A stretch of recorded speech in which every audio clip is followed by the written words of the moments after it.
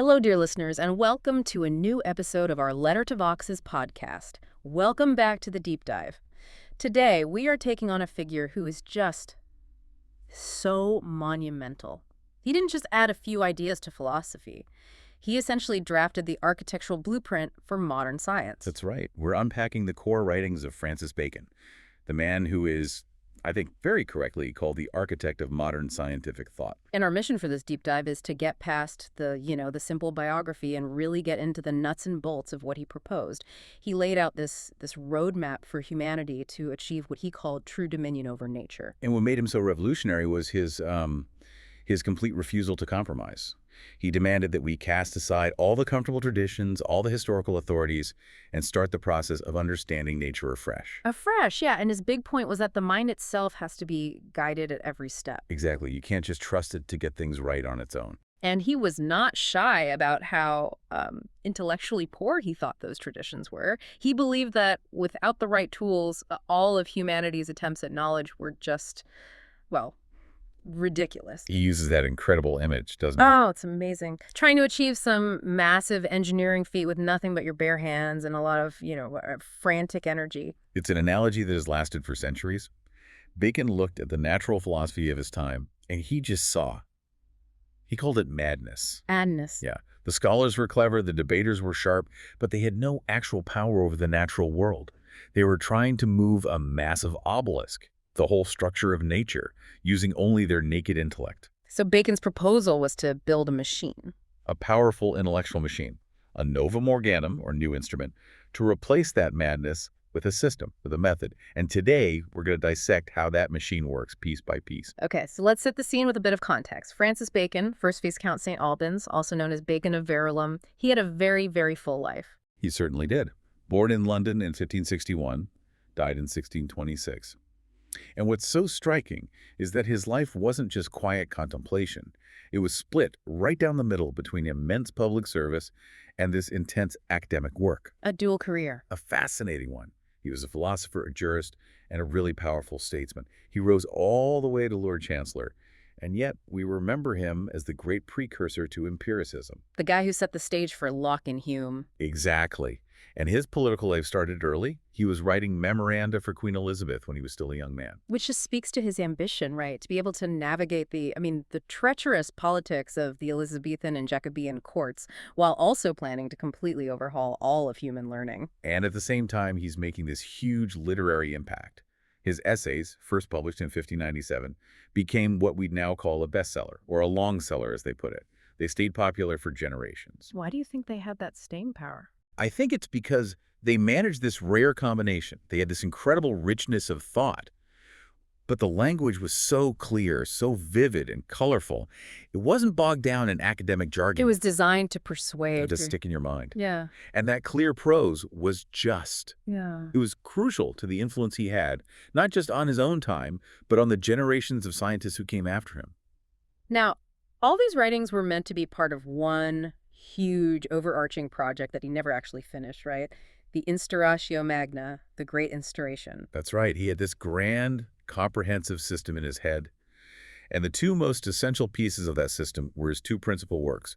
First, the Dignitate et Augmenta Scientiarum. On the dignity and advancement of the sciences. Right, which is basically an expanded Latin version of his earlier work, The Advancement of Learning. Yeah. And then the big one, the Novum Organum Scientiarum, published in 1620. And that's the heart of his whole method. That's the engine room.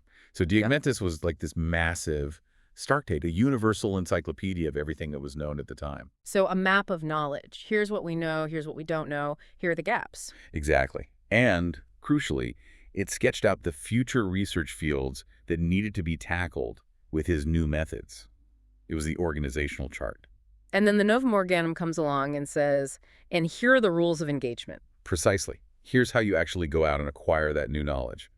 The tragedy, of course, is that these two huge works were just parts of a much, much larger vision he never got to complete. And that vision wasn't just abstract philosophy, was it? He had a very tangible, almost political idea for how science should actually work. We see that in his unfinished utopia, Nova Atlantis. Nova Atlantis is just phenomenal because it's a blueprint for the institutionalization of science. He imagines scientific academies, and he specifically details this place called Salomon's House on the island of Ben Salem. Right, the temple where these wise men, these scientist priests, work together. Yes, and they worked collaboratively. They meticulously preserved knowledge. They generated new experiments, and they coordinated their discoveries. It wasn't a solitary pursuit. So he's basically codifying the idea that scientific discovery isn't the work of some lone genius in an attic. Yeah. It's a collective, systematic, and even state-supported endeavor. Precisely. It was a call for intellectual labor, for a division of work, for communal research. That structure directly influenced the creation of actual bodies, like the Royal Society, decades later. His methodology was revolutionary, but his vision for the institutions was just as transformative. Okay, so let's dive into that core philosophy. It all seems to start with this one foundational statement, this almost paradoxical idea. It really is the key that unlocks everything else. The idea that humanity can only master nature by knowing it, and critically, by obeying its rules. The famous line, natura parendo vincitur. Nature is conquered by obeying her. It sounds like a contradiction, but it's really a call for scientific humility. Mastery doesn't come from forcing our will or our prejudices onto the world. You can't just bully nature into doing what you want. No. You have to observe, test, and find the principles that truly capture cause and effect. It means rigorous experimentation. And that brings us back to his takedown of the naked intellect and that obelisk analogy from the New Organon. It's his most powerful piece of rhetoric, I think. He says, look, if you saw a group of men trying to move a colossal stone obelisk with their bare hands, you'd think they were mad, right? Of course. Well, he says that's exactly what philosophers have been doing for centuries.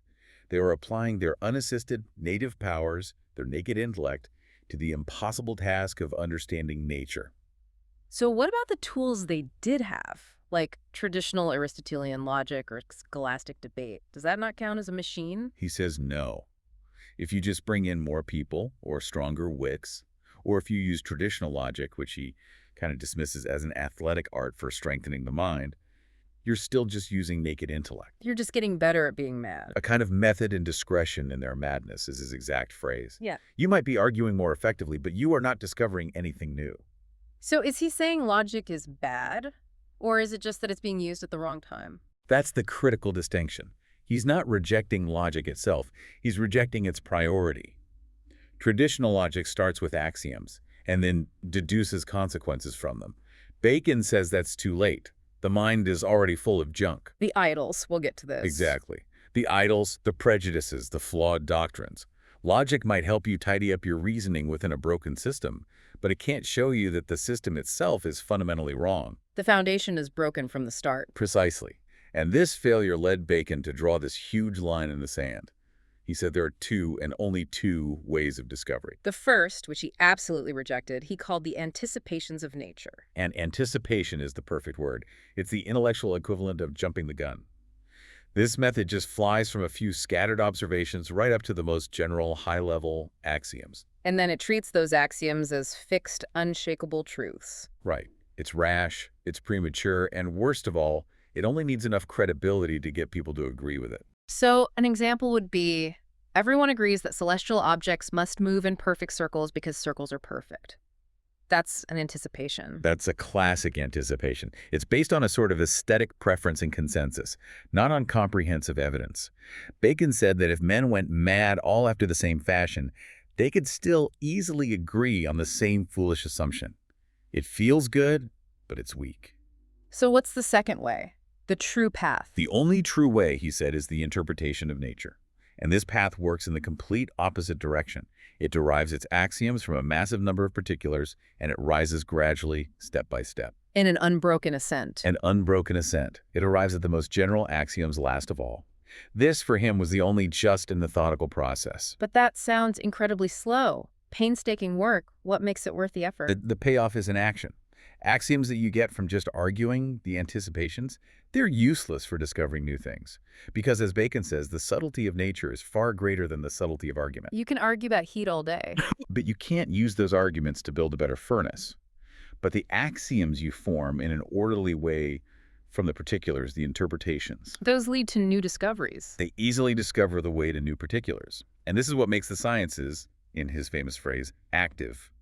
They give you the power to create new applications, new inventions, not just endlessly refine old arguments. So, interpretation over anticipation. That's the vision. But before you can even start interpreting nature, Bacon says you have to clean house. You have to. The human mind isn't a blank slate. It's a tainted, uneven mirror. It's already infected with these deep-seated prejudices. And these are what he called the idols. The idols. And that word is so deliberate, it suggests something that's falsely worshipped, a substitute for the truth. He insisted that to have any real scientific understanding, you first have to actively purge your mind of these these delusions. And he breaks them down into 4 distinct categories. The first and broadest one is the idols of the tribe. The idolatribus. These are errors that are inherent to human nature itself. They're common to all of us, just by virtue of being human. They are the ingrained flaws in how we think and perceive. Like our tendency to see patterns everywhere. Exactly. The mind has this relentless need to assume more order and regularity and symmetry in the world than actually exists. We impose patterns where there are none. We see confirmation of our beliefs, even when the evidence is shaky, just because we crave that neatness. It's why astronomers for centuries were obsessed with celestial bodies moving in perfect circles. They rejected elliptical orbits because the mind it prefers the perfection of the circle. But the most crucial part of this idol isn't just about perception, is it? It's about desire. That's where it gets really deep. Bacon warns that the human understanding is not a dry light. It receives a constant infusion from the will and the affections. In other words, we believe what we want to be true. We believe what we prefer were true. We reject difficult truths because we're impatient. We dismiss things that seem lowly because we have this intellectual snobbery. We are constantly bending reality to fit our emotional comfort. Okay, so that's the species-wide flaw. Next, he drills down to the individual with the idols of the cave. The idola specus. If the tribe is the flaw of the species, the cave is the error that comes from the peculiar makeup of the individual, your own personal echo chamber. It's the bias of your own life story. Exactly. It's your specific education, your habits, the accidents of your life. Bacon noted that some minds are obsessed with tiny differences, while others are always looking for grand, sweeping resemblances. Both are wrong, because they're both going to an excess. So a scientist who has spent their whole career studying, say, one specific type of fungus might start seeing the entire universe through the lens of that fungus. That's a perfect modern example. Your cave is whatever your mind seizes on and dwells upon with peculiar satisfaction. So whatever theory you fall in love with, that's the one you have to be most suspicious of. Which brings us to what he called the most troublesome of all, the idols of the marketplace. The idolophory. These are the errors we get just from being social creatures. They come from the commerce and consort of men, from language itself. He points out this paradox, right? We think our reason controls words, but actually the words react back on our understanding. Yes. Words, which are often framed by common, unthinking usage, end up obstructing our understanding. They lead us into numberless empty controversies and idle fancies. So we end up arguing about the meaning of a word instead of the reality of the thing it's supposed to describe. Constantly. Think about how much of our discourse today is just that. We argue over the definition of a term instead of looking at the observable facts on the ground. The words themselves become the battlefield. And before we move to that final idol, I just want to jump in quickly here. Go for it. Don't forget to subscribe and leave a like if you enjoy this podcast. That's a good reminder. Okay, back to the taxonomy of error, the fourth and final category, the idols of the theater. The idolatheatry. These aren't innate defects or failures of language. These are errors we inherit from philosophical systems, dogmas, and false laws of demonstration. Bacon saw these grand philosophical systems as being like stage plays. They're fictions, well-produced fictions that distract you from the hard work of actual observation. Exactly. And his number one target here was, of course, Aristotle. The authority for centuries. And Bacon's critique is just scathing. He accused Aristotle of corrupting natural philosophy because he imposed his preformed logical categories onto the world. He didn't start with experience to build his axiom. He started with the answer. He started with the answer he wanted, and then he went looking for experience to back it up. He bent the evidence to fit his conclusions. Bacon describes him leading experience about like a captive in a procession. Wow. So this whole theatrical production of philosophy, Bacon says, has to be completely abolished. You have to clear the stage before you can discover the truth. Okay, so once the mind is purged of the idols, the real work can finally begin. We've cleared the ground, now we build the machine. And the fuel for that machine is sensualist experience and the experiment. Which was a radical shift. He was moving away from the scholastic reliance on ancient texts, but he was also distancing himself from Renaissance naturalism. He had no time for people who mixed verifiable facts with, invisible magical forces or secret powers. It had to be grounded in natural laws found through experiment. And one of the most modern-sounding parts of his method is how he thought about evidence. He wasn't interested in just collecting examples that confirmed a theory. Right, because that's just the old era of anticipation. That leads to what he called lighthearted assumptions. He insisted that the researcher must look for negative instances, the cases that contradict the rule, with special diligence. This is such a forward-looking idea. A single counterexample is enough to destroy a conclusion, no matter how many positive examples you found. It forces you to be rigorous. So where does the raw material for all this come from? The foundation of everything is a massive, accurate, and meticulously organized natural history. This is the raw data. And it has to be collected from nature as it is, but also from nature being tortured by experiment. Under the vexations of art, as he put it. Yes. He believed that nature reveals its secrets more readily when you actively manipulate it, when you put under stress, than when you just passively observe it. So you have this huge army of particulars, this mountain of data. How do you possibly organize it without getting completely overwhelmed? This is the core of the Novum Organum. He creates the tables of discovery. He mandates 3 specific types of tables to systematically organize the data for whatever you're investigating, let's say, the nature of heat. Okay, let's walk through it. First up is the table of essence and presence. Table 1. This is a comprehensive list of every known instance where the nature, in this case, heat, is present. And you have to gather them for the widest possible range of subjects, even completely different substances. Why is it so important that the substances be different? Because you're looking for the essence, the thing that is common to all instances of heat. If heat is in a sunbeam and in boiling water, and in a pile of rotting horse dung, and in a piece of metal you've rubbed violently, Then whatever the true form of heat is, it has to be present in all 4 of those very different things. you're using inclusion to find the unity. Okay, so that's table 1. Now the second step is the table of deviation, or absence and proximity. Table 2, this is about exclusion. And it's absolutely vital. This table lists instances where the nature is absent, but in subjects that are otherwise very closely related to the ones in Table 1. Okay, give me an example with heat. In Table 1, you have the sun's rays, which are hot. A very close neighbor to that is the rays of the moon and stars. They're also light, but they're not hot to the touch. And comparing the sun to the moon is crucial because it immediately lets you exclude brightness as the sole cause of heat. Exactly. The moon is bright, but it's not hot. You've just falsified a simple common sense theory. You're systematically excluding possibilities. Okay, and the third table is the table of degrees or comparison. Table 3. This is where you record instances where the nature increases or decreases. You're looking for correlations. For example, you observe that animals get hotter with motion or fever.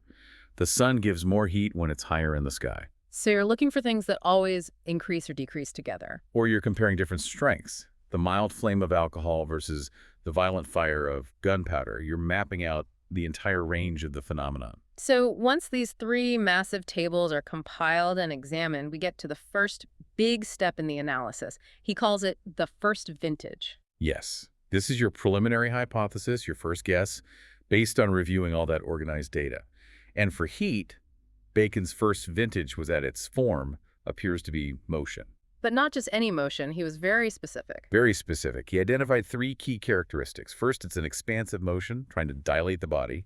Second, it's a motion in the body's smaller parts, not of the whole thing. That internal localized motion is the key. Yes, and the third and most important part is that this expansive motion in the small parts is constantly being jacked, repelled, and beaten back. So it's an internal struggle, a conflict. Exactly. It creates this perpetually quivering, striving, and struggling motion. And that, he says, is where the fury of fire and heat comes from.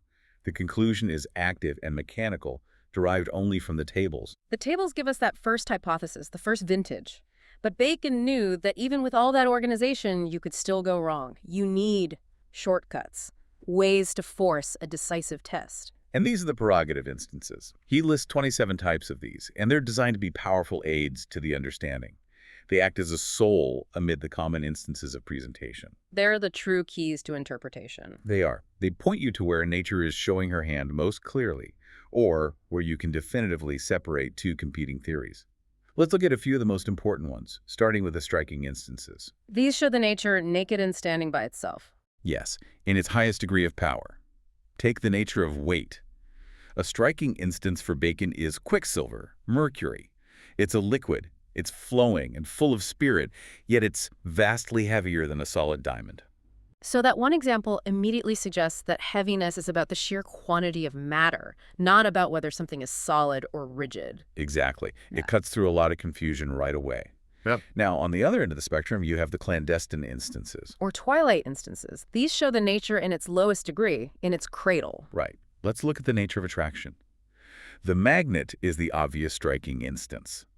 But where can we find a clandestine instance of attraction? Where do we see it in things that aren't magnets? Bacon points to the armed magnet, a magnet with iron caps. It doesn't attract iron more powerfully from a distance, but if the iron touching it, the armed magnet can hold a much greater weight of iron than an unarmed one. Why is that a clandestine instance? Because it reveals a latent, hidden power of attraction in the iron itself.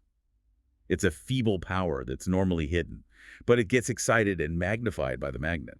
It shows that attraction isn't just some weird property of one type of stone. It's a weak but widespread force in nature. These instances really seem designed to break down old categories, which brings us to the instances of alliance or union. Yes, these are vital for dismantling the false divisions we inherit from the idols of the theater. Take heat again. For centuries, philosophers said there were three totally different kinds of heat: celestial heat from the sun, animal heat, and the heat of fire. One cherishes, one is vital, one destroys. Right. But Bacon finds instances that bridge those gaps. He points out that you can use fire to hatch eggs.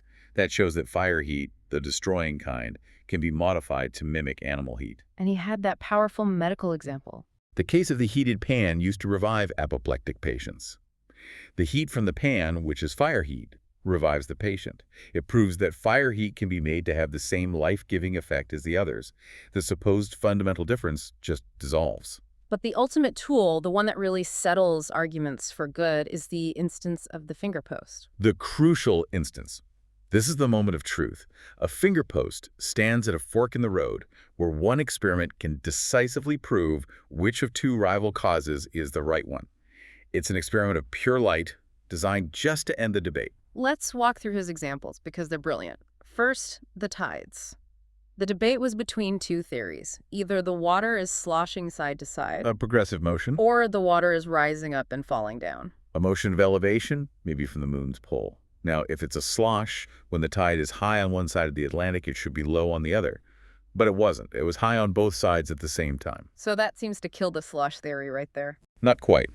Bacon points out a complication. The water can be rushing into the Atlantic from the vast Indian Ocean, flooding both sides at once.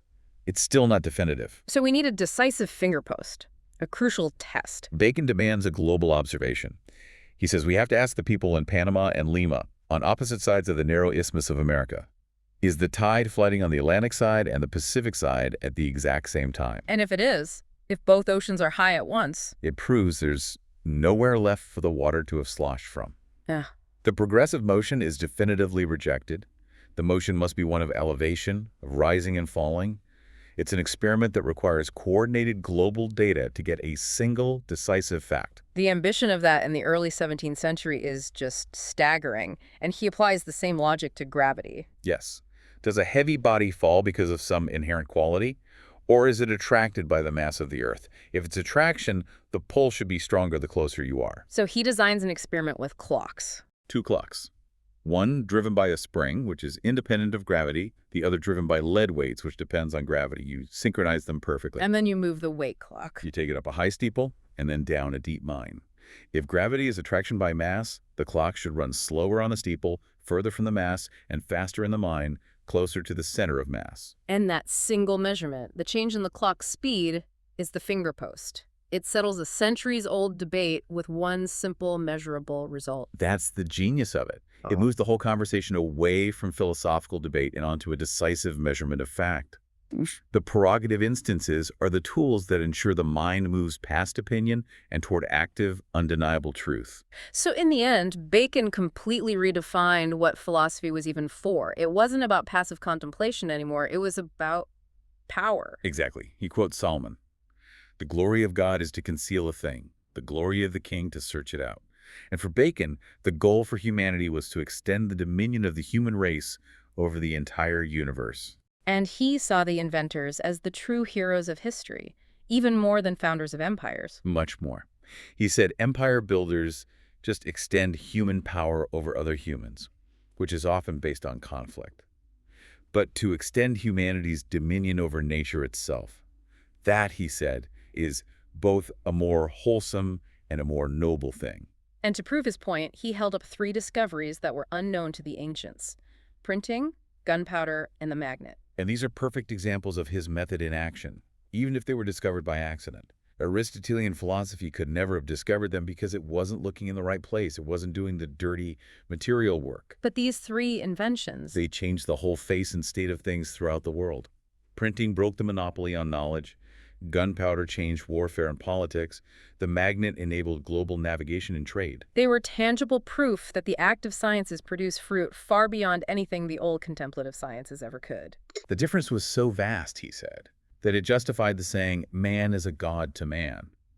It's what separated civilized Europe from the most barbarous districts of New India. Not soil or climate, but the power of applied knowledge. So the whole system, cleansing the mind of the idols, organizing data in the tables, and using the prerogative instances to get decisive conclusions, it's all geared towards this one end goal: restoring humanity's lost dominion over creation. And that emphasis on practical outcome is his great legacy. He's the father of scientific pragmatism. But there's a fascinating final twist. Even as he championed utility, he offered a profound final thought that brings us back to his call for dry light. Pure knowledge versus useful application. Bacon asserts that the mere contemplation of things as they are, without error or confusion, is in itself more worthy than all the fruit of inventions. So the discovery is actually more valuable than the tool you build with it. He saw inventions as being of greater value as pledges of truth, as proof that your method is sound, than as simple contributors to the comforts of life. It's a fascinating capstone to a life dedicated to achieving practical power. We have completed our deep dive into the architecture of modern science as designed by Francis Bacon. Here are the 3 core tenets that make up your actionable knowledge takeaway. First, the methodological imperative. True knowledge demands the interpretation of nature. You have to start from a massive base of particulars and rise gradually to axioms. This is what makes science active, unlike the flawed, easy consensus of anticipation. Second, the intellectual cleansing. Before you even begin, you have to actively and rigorously purge the mind of the 4 idols: the inherent flaws of our species, the tribe; the personal biases of the individual, the cave; the misleading nature of language, the marketplace; and the inherited dogmas of philosophy, the theater. And third, the toolkit.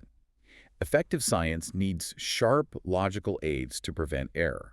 These are the prerogative instances, especially the finger post or crucial instance, which forces a decisive experiment to settle debates and move past mere argument. And finally, that provocative thought for you to consider, drawn directly from Bacon's work. If the true goal of science is dominion over creation, why did Bacon ultimately assert that the mere contemplation of things as they truly are, without error or confusion, is in itself more worthy than all the fruit of inventions? Is the ultimate purpose of disciplined inquiry power, or is it pure, unbiased light? We'll leave you to wrestle with the light and the fruit. Thank you for joining us for the deep dive.